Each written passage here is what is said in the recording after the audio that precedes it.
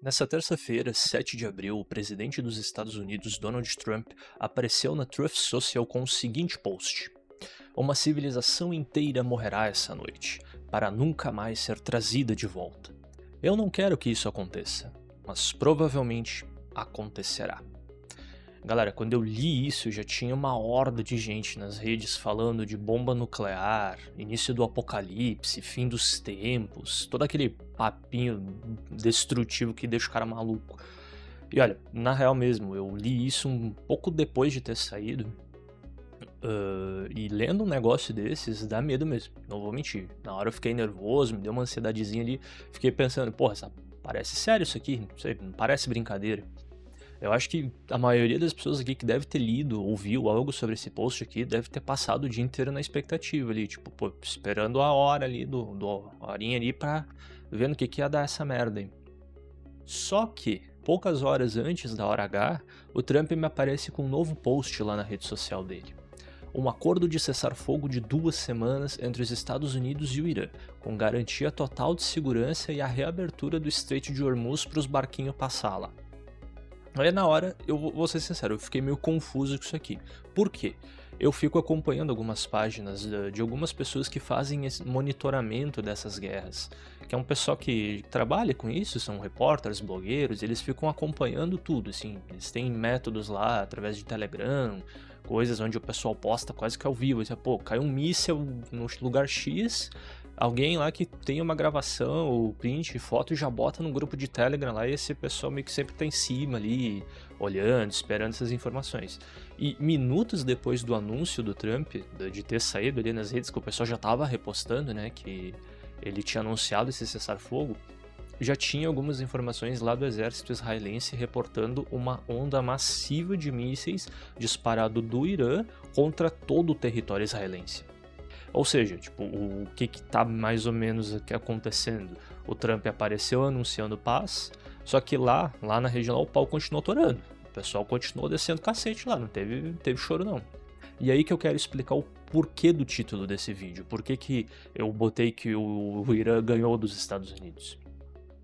Só pra gente recapitular direitinho, só pra ficar claro o meu argumento, pra não ter, tipo, desentendimento. O Trump, ele já vem ameaçando o Irã já faz semanas. Não é, tipo, coisa de agora, assim, dessas ameaças, assim. Ele já vem dizendo que vai mandar o Irã pra Idade Média, que vai destruir tudo até não sobrar mais nada e só pedra. Cara, essa ladainha já tá vindo há um bom tempo. Pra quem vê ali essa situação, pelo menos vê postagens, assim, sobre o conflito, tu vê que já faz tempo que isso vem acontecendo. A mesma coisa que o Putin faz lá na Ucrânia, quando a situação aperta lá no fronte da guerra, pelo menos, daí vem aquele 1 milhão de notícia lá de Rússia vai jogar uma bomba nuclear na Ucrânia. Sempre a mesma coisinha, sempre tudo do mesmo jeito. Só que aí chegou agora, 2 dias atrás, no dia 7, daí teve esse post apocalíptico do Trump ali, né? Falando que ia destruir uma civilização inteira. Ele, puta que pariu, né? Todo mundo, pô, vai ser uma catástrofe isso aí. Só que do nada, né? Ele veio e anunciou o cessar-fogo. Algo que o Irã aceitou quase na hora ali. E o que os iranianos ganharam com esse cessar-fogo? O que foi bom pra eles nisso aí? Primeiro, pelo que eu li uma listinha lá, mas eu vou botar só os que eu achei mais interessantes aqui. Primeiro, o Irã ele vai agora receber um tipo de taxinha lá de todas as embarcações que passarem pelo Estreito de Hormuz. É importante para o Irã usar como uma defesa estratégica para eles, porque assim eles garantem, né, que eles dão uma controladinha no mercado mundial ali e sabem que podem. A gente vê aqui no Brasil, né, o Lula chorando por todos os bugalhos deles ali para tentar resolver esse problema e não consegue. Só que enfim, eles vão receber uma taxinha das embarcações que passarem por lá enquanto esse cessar-fogo estiver ativo, é isso que eu entendi. O segundo é tempo. Eles vão ter 2 semanas para reorganizar o pessoal que sobrou, né? Ver o que dá para ser reorganizado. Eles vão consertar o que dá para consertar, o que não sei se vai servir de muita coisa, mas vão tentar fazer alguma coisa lá com o que sobrou e tentar alocar o que for muito crítico. Tipo, coisas muito importantes, eles obviamente não vão deixar num lugar exposto, eles vão tentar dar uma ajeitada lá. Isso é tanto quanto o pessoal quanto o material. Aí que tá a questão. Até voltar lá a porradaria. Então eles vão ter tempo para respirar. E o terceiro, que eu acho que é o mais importante, assim, pelo menos dessa guerra, é o mais importante, que o regime islâmico ainda está de pé. apesar dos bombardeios de Israel e dos Estados Unidos, do Ayatollah ter ido de base logo no início desse conflito, o pessoal que continua vivo lá, pô, o pessoal ainda segue lá, cara, não importa se o chicote tá estralando, o pessoal lá é duro na queda, cara. E é exatamente aqui que essa história começa a ficar parecida com a de outro conflito, que é a guerra da Rússia contra a Ucrânia. Porque, olha a situação. Vou dar um exemplo meu aqui, uma situação que eu enxergava as coisas assim. Antes da invasão russa lá na Ucrânia, eu via a Rússia assim de um jeito muito fantasioso, tipo, muito heróico, assim, uma coisa muito grande. Muito heróico não, mas uma coisa muito grande, assim, tipo, eu achava que a Rússia era uma superpotência no mesmo nível dos Estados Unidos e a China.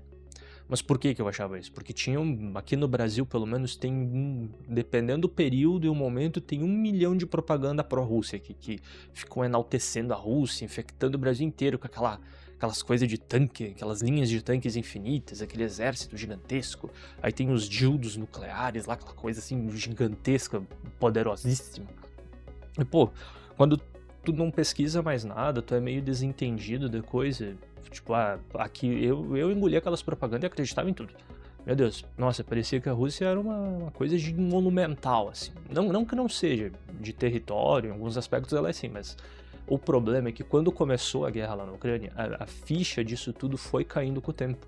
Porque eu comecei a acompanhar, né? Eu vi um videozinho ou outro ali, queria saber o que estava acontecendo, tinha coisa dos drones, daí eu acho esse assunto dos drones muito interessante.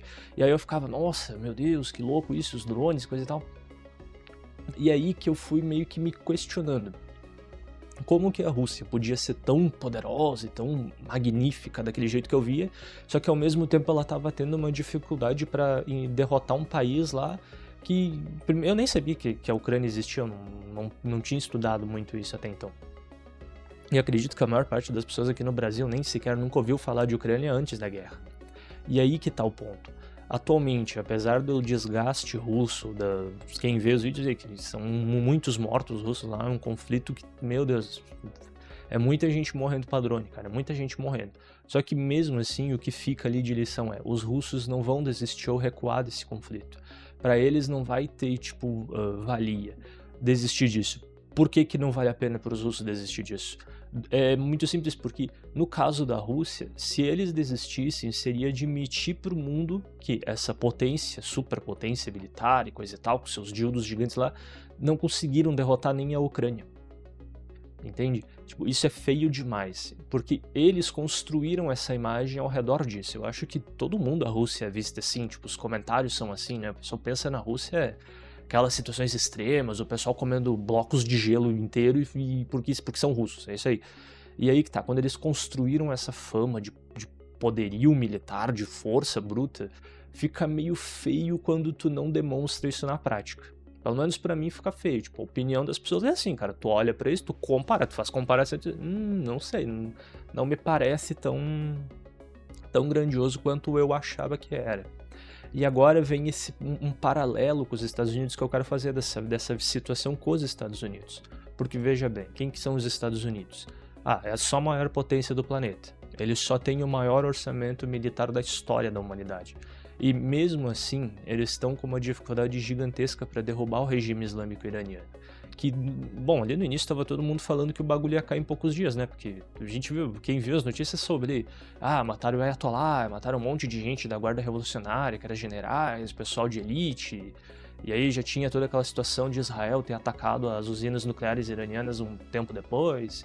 Já tinha todo um lance acontecendo ali, para quem estava acompanhando essa situação.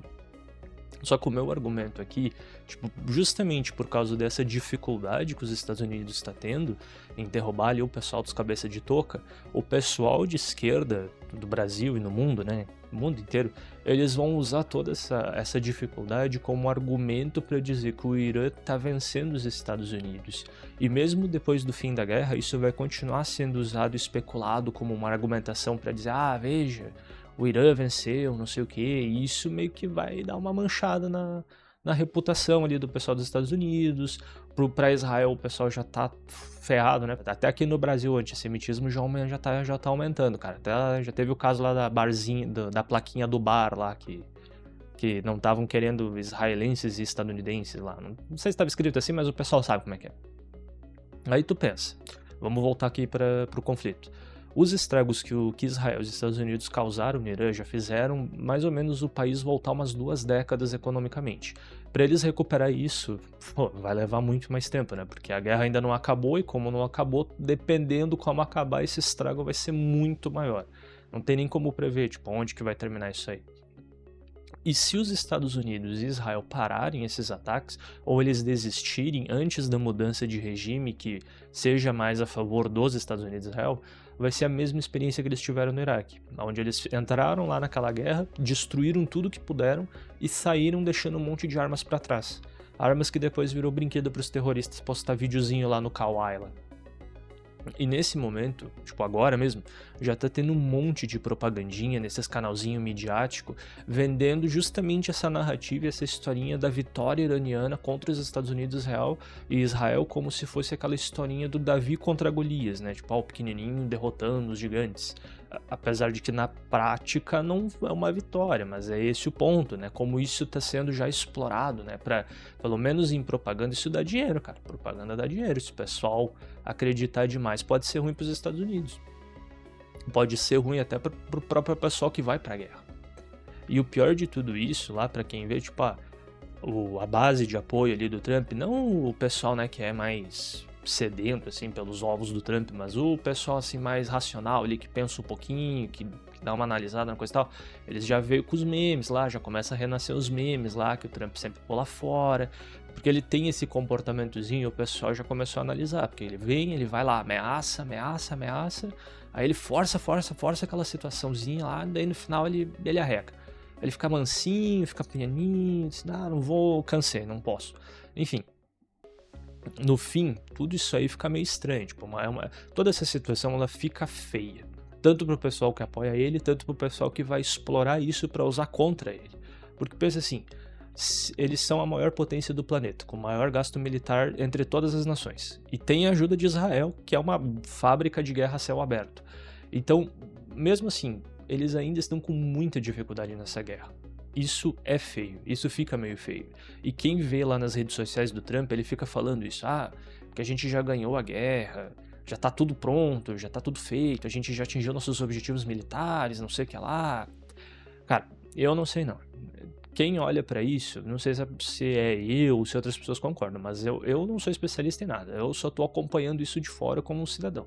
Eu olho isso e fico pensando, como é que os Estados Unidos, com toda a sua grandeza e vantagem e poderio indiscutível, isso é indiscutível vendo os dados lá dos orçamentos, mas como é que com tudo isso eles têm tanta dificuldade nessa guerra? Tipo, qual que é a falha deles ali? Qual que é o problema? Ou será que realmente os iranianos eram muito mais poderosos do que eles estavam esperando? Mas enfim, o que vai ser disso? O resultado final? Isso aí é semanas, dias, meses, não sabemos. Isso aí a gente vai acompanhando e vai engolindo. Mas enfim, vamos vendo, né? Eu agradeço a você que me assistiu até aqui. Até a próxima.